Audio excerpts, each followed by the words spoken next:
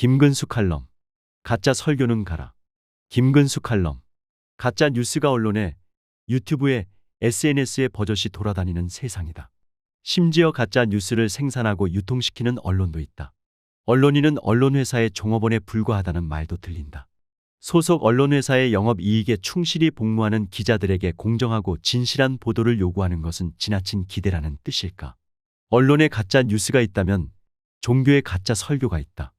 가짜 뉴스가 세상을 더럽힌다고 느끼는 시민은 많지만 가짜 설교가 세상을 어지럽힌다는 사실을 의식하는 사람들은 그리 많지 않다. 교회 성당에서 가짜 설교를 수십 년씩 들어온 사람이라면 그 영혼과 정신은 얼마나 처참하게 일그러졌을까. 상상만 해도 아찔한 그런 일은 평범하게 저질러지는 악처럼 우리 주변에서 흔히 일어나고 있다. 오늘 한국의 종교에서 설교가 큰 문제 중 하나라는 사실을 깊이 살펴볼 필요가 있다. 마르크스는 종교는 인민의 아편이라고 말했다.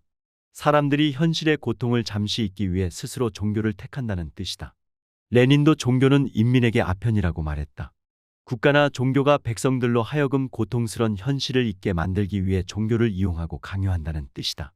인민의 아편이든 인민에게 아편이든 둘 다 종교의 나쁜 기능을 가리키는 말이다. 지금 한국에서 종교는 어떤 역할을 하고 있는가? 인민의 아편인 종교도 있지만 인민에게 아편인 종교도 있다. 사람들이 스스로 종교로 도피하기도 하지만 정치 권력과 종교 지배층이 신도를 속이고 이용하기도 한다. 인민의 아편인 종교는 시민들에게 커다란 유혹이라면 인민에게 아편인 종교는 정치권력과 종교 지배층에게 커다란 유혹이다. 뉴스 조작이 독자를 속이려 한다면 설교 조작은 신도들 속이려 한다.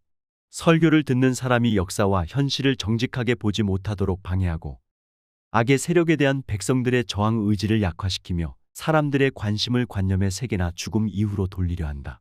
정치 권력과 종교 지배층은 각종 선거에 직간접으로 개입할 뿐 아니라 설교를 통해 일상적으로 신도들의 정신세계에 나쁜 영향을 행사한다.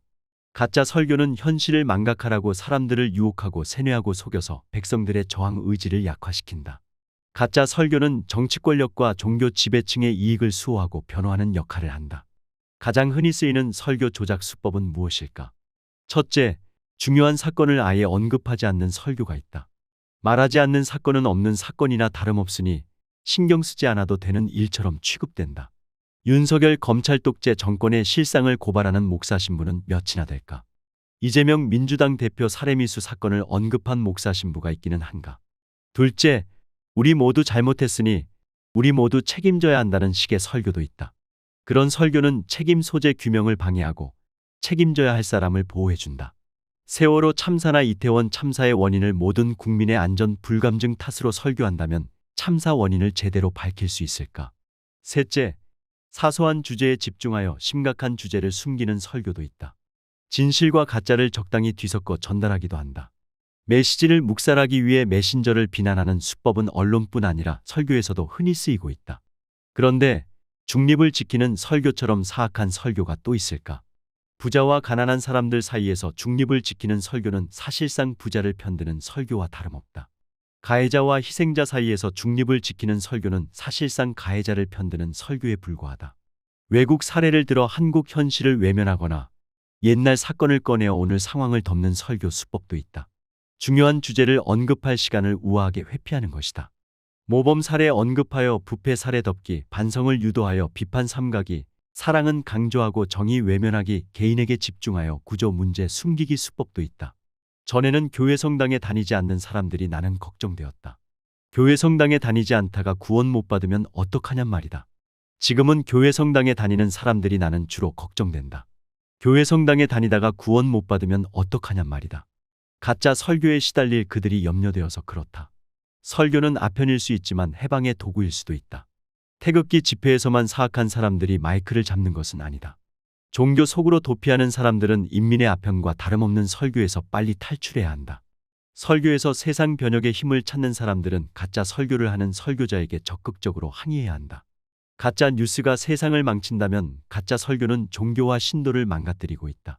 목사 신부와 신도들이 힘과 지혜를 모아 가짜 설교를 어서 몰아내야 한다.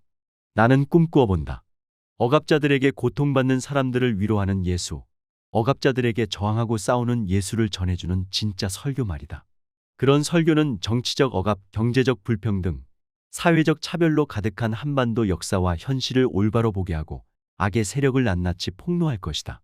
민주주의에 이바지하고 한반도 평화에 기여하며 사회 개혁에 앞장서도록 격려하는 진짜 설교가 일요일마다 전국의 교회 성당에서 울려 퍼지는 그날을 나는 기쁘게 소망한다.